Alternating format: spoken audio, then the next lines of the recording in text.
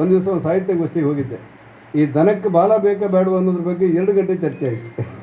ಈ ದನ ಇದೆಯಲ್ಲ, ಈ ಅದಕ್ಕೊಂದು ಬಾಲ ಇತ್ತಲ್ಲ, ಅದು ಬೇಕಾ ಬೇಡ ಅನ್ನೋದ್ರ ಬಗ್ಗೆ 2 ಗಂಟೆ ಚರ್ಚೆ ಆಯಿತು. ಹಾಗಾಗಿ ಈ ಸಾಹಿತ್ಯಗಳ ಹತ್ರ ವಾದ ಮಾಡೋದು ಕಷ್ಟ. ಗಣಾಂಕಕಾರ ನಿಮ್ಗಳದ್ದಲ್ಲ, ಇದು ಕಷ್ಟ. ಆದರೆ ಈ ಸಾಹಿತ್ಯದ ಜೀವಂತಿಕೆ ಇದೆಯಲ್ಲ, ಹೊಸ ಕನಸನ್ನು ಸಮಾಜದಲ್ಲಿ ಬಿಟ್ಟು ಬಿಡುತ್ತೆ. ಎಲ್ಲಿಂದ ಗೊತ್ತಿಲ್ಲ, ಯಾರೋ ಒಂದು 2-3 ಜನ ಕೂತ್ಕೊಳ್ತಾರೆ. ಸಾಮಾನ್ಯ ನಾನು ಊರಲ್ಲಿರುವಾಗ ಇಲ್ಲಿ ಬರೋದು ರೂಢಿ. ನನ್ನ ಹತ್ರ ಬರ್ತಾರೆ, ಸರ್ ನಮಸ್ಕಾರ ಅಂತಾರೆ. ನೀವು MP ಅವರಲ್ವ ಕೇಳ್ತಾರೆ. ಹೌದು ಅಂತ ಹೇಳ್ತೀನಿ. ನೀವೆಲ್ಲಿವರು ಕೇಳ್ತೀನಿ. ಬೆಳಗಾಮವ್ರು ಅಂತಾರೆ. ಯಾಕೆ ಬಂದ್ರಿ ಕೇಳಿದೆ. ನಿನ್ನೆ ಮನೆಯಿಂದ ಬರ್ತಾ ಇದ್ದೆ, 2-3 ದಿವಸದಿಂದ ಇಲ್ಲೇ ಇದ್ದೀವಿ, ನಾವು ಓಡಾಟ ಮಾಡ್ತಾ ಇದ್ದೀವಿ, ಸುಮ್ಮನೆ ನೋಡ್ಲಿಕ್ಕೆ ಖುಷಿ ಪಡ್ಲಿಕ್ಕೆ ಅಂತಾರೆ. ಇದರಲ್ಲಿ ಏನು ಖುಷಿ ಉಂಟು ಕೇಳಿದೆ ನಾನು. ಒಂದು ಸರ್ತಿ ಕಾರಂತ ಥೀಮ್ ಪಾರ್ಕ್ ನೋಡಿದ ತಕ್ಷಣ ಒಂದು ಅರ್ಧ ಗಂಟೆ 1 ಗಂಟೆಯಲ್ಲಿ ನೋಡ್ಬೋದಾದಂಥ ಚಿತ್ರಣ ನಮ್ಮ ಮುಂದಿರುವುದು. ಈ 2-3 ದಿವಸದಿಂದ ಇಲ್ಲೇ ಓಡಾಡ್ತಾ ಇದ್ರಲ್ಲ ಏನಂತ, ಏನೂ ಇಲ್ಲ, ಸುಮ್ಮನೆ ಏನಾದರೂ ಇರುತ್ತಾ ನೋಡುವಂತ ಬಂದೀವಿ ಅಂತೇಳಿ. ಅಂದರೆ ಈ ಸಾಹಿತಿಗಳಂತ ಹೇಳಿದರೆ ಅವ್ರ ಕನಸುಗಳನ್ನು ಹಿಂದೆ ತಿರುಗ್ತಾ ಇರೋರು. ಏನಾದರೂ ಹೊಸತನ್ನು ಮಾಡಬೇಕು, ಹೊಸತನ್ನು ಯೋಚನೆ ಮಾಡಬೇಕು, ಹೊಸತನವನ್ನು ತರಬೇಕು ಅಂತೇಳಿ. ಕಾರಂತರ ಕಾದಂಬರಿ, ಒಂದೊಂದು ಕಾದಂಬರಿಯೂ ಕೂಡ ನಮಗೊಂದು ವಿಶೇಷವಾದಂಥ ವಿಚಾರಗಳನ್ನು ಅನುಭವಿಸ್ಲಿಕ್ಕೆ ಅವಕಾಶ ಮಾಡಿಕೊಡುತ್ತೆ. ಅದು ಈ ನಿನ್ನೆ ಯಾರೋ ಫೋನ್ ಮಾಡಿದ್ದು ನನಗೆ, ಭೈರಪ್ಪನವರು ಬರ್ತಾ ಇದ್ದಾರೆ ದಕ್ಷಿಣ ಕನ್ನಡ ಜಿಲ್ಲೆಗೆ, ಕಾರಂತ ಥೀಮ್ ಪಾರ್ಕನ್ನು ನೋಡಬೇಕಂತೆ ಅಂತ ಹೇಳಿದರು. ನಾನು ಹೇಳಿದೆ, ಭೈರಪ್ಪನವರು ಅಂತ ಹೇಳಿದರೆ 93 ವರ್ಷದ ಹಿರಿಯರು. ಬಹುಶಃ ಈ ತಲೆಮಾರಿಗೆ ಯೋಚನೆ ಮಾಡಲಿಕ್ಕೆ ಆಗದಿರುವಷ್ಟು ದೊಡ್ಡ ಸಾಹಿತಿ ಅವರು. ಶಿವರಾಮ್ ಕಾರಂತ ಥೀಮ್ ಪಾರ್ಕಿಗೆ ಬರೋದಾದರೆ ನಾವೊಂದು 100 ಜನ ಒಟ್ಟು ಮಾಡ್ತೇವೆ. ಅವ್ರಿಗೆ ಒಂದು ಭಾಷಣ ಆದರೂ ಕೇಳುವಂತೇಳಿ ಅವ್ರ ಮಾತು ಕೇಳಿ ಭಾಳ ಪ್ರಭಾವಿತನಾದವ ನಾನು.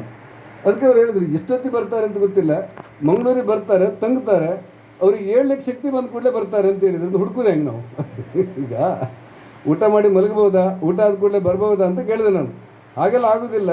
ಅವರು ಊಟ ಮಾಡಿ ಸುಸ್ತಾದ್ರೆ ಮಲಗ್ತಾರೆ, ಎದ್ದು ಕೂಡಲೇ ಬರ್ಬೋದು ಅಂದ ಕೂಡಲೇ ಬರ್ತಾರೆ ಅಂತೇಳಿ ನಾವು ಹುಡುಕೋದು ಹೇಗೆ ಕೇಳಿ ನಾವು ಹುಡುಕೋದು ಹೇಗೆ. ಭೈರಪ್ಪನವ್ರು ಬಂದು ಕಾರಂತ ಥೀಮ್ ಪಾರ್ಕನ್ನು ನೋಡಿ ಹೋದ್ರೆ ನಮಗೆಲ್ಲರೂ ಖುಷಿ.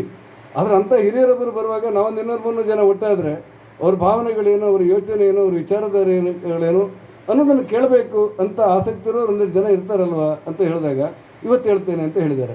ಹೀಗೆ ಈ ಕಾರಂತ ಥೀಮ್ ಪಾರ್ಕನ್ನು ನೋಡ್ಲಿಕ್ಕೆ ಬರೋ ಒಂದು ತುಂಬ ಜನ ಹಿರಿಯರನ್ನು ಭೇಟಿ ಮಾಡಬೇಕು ಅನ್ನೋದು ನಮ್ಮೆಲ್ಲರ ಆಸೆ. ರಾಜ್ಯಪಾಲರು ಬರ್ತಾರೆ, 2 ವರ್ಷದಿಂದ ರಾಜ್ಯಪಾಲರು ಕಾರಂತ ಹುಟ್ಟೂರು ಪ್ರಶಸ್ತಿ ಪ್ರದಾನ ಮಾಡಲಿಕ್ಕೆ ಬರ್ತಾರೆ. ನಮ್ಮ ಇಡೀ ಊರಿಗೆ ಒಂದು ಖುಷಿ, ರಾಜ್ಯಪಾಲರು ನಮ್ಮ ಗ್ರಾಮಕ್ಕೆ ಬರ್ತಾರೆ. ಯಾಕೆ ಬರ್ತಾರೆ ಕೇಳಿದರೆ, ನಮ್ಮನ್ನು ಯಾರನ್ನ ನೋಡಲಿಕ್ಕಲ್ಲ, ಕಾರಂತರ ಹೆಸರಿಗೋಸ್ಕರ ಇಲ್ಲಿ ಬರ್ತಾರೆ. ಶಿವರಾಮ ಕಾರಂತರ ಹೆಸರಿಗೋಸ್ಕರ ಇಲ್ಲಿ ಬರ್ತಾರೆ. ಮುಂದೊಂದು ದಿವಸ ಯಾರ್ಯಾರು ಬರ್ತಾರೆ ಗೊತ್ತಿಲ್ಲ ನಮಗೆ. ಹೀಗೆ ಅನೇಕ ಜನ ಸಾಹಿತಿಗಳು, ಕಲಾವಿದರು, ಲೇಖಕರು, ಚಿಂತಕರು, ವಿಮರ್ಶಕರು, ಬರಹಗಾರರು, ಕವಿಗಳು, ಚುಟುಕು ಕವಿಗಳು, ಹೀಗೆ ಬೇರೆ ಬೇರೆ ಜನ ಈ ಕಾರಂತರ ಹುಟ್ಟೂರಿನ ನೆಲದ ಸ್ಪರ್ಶವನ್ನು ಅನುಭವಿಸಲಿಕ್ಕೆ ಬರ್ತಾ ಇದ್ದಾರೆ. ಬಂದವರಿಗೆಲ್ಲರಿಗೂ ಕೂಡ ಈ ಕಾರಂತರ ಥೀಮ್ ಪಾರ್ಕ್ ಅನ್ನೋದು ಒಂದು ಅಚ್ಚರಿಯಾಗಿ ನೋಡುವಂಥ ವಾತಾವರಣ ಸೃಷ್ಟಿ ಮಾಡಬೇಕು ಅನ್ನೋದು ನಮ್ಮೆಲ್ಲರ ಆಸೆ ಮತ್ತು ಆಶಯ. ಆ ಕಾರಣಕ್ಕೆ ಈ ಕಾರ್ಯಕ್ರಮ ನಿರಂತರವಾಗಿ ನಡೆಸ್ತಾ ಇರುವಂಥ ಎಲ್ಲ ಬಂಧುಗಳಿಗೆ, ಸಾಹಿತ್ಯ ಪ್ರೇಮಿಗಳಿಗೆ ನಾನು ಅಭಿನಂದನೆಗಳನ್ನು ಸಲ್ಲಿಸಿ, ವೇದಿಕೆಯಲ್ಲಿರುವಂಥ ಎಲ್ಲ ಗಣ್ಯರು ಕೂಡ ನಿರಾಳವಾಗಿ ಈ ಕಾರ್ಯಕ್ರಮ ಮುಗಿಸಿ ಹೋಗಬೇಕು, ಮಧ್ಯದಲ್ಲಿ ನನಗೆ ಹೋಗಿ ಅನುಮತಿ ಕೊಡಬೇಕು ಅಂತ ವಿನಂತಿ ಮಾಡ್ತೇನೆ. ನಮಸ್ಕಾರ, ಧನ್ಯವಾದ.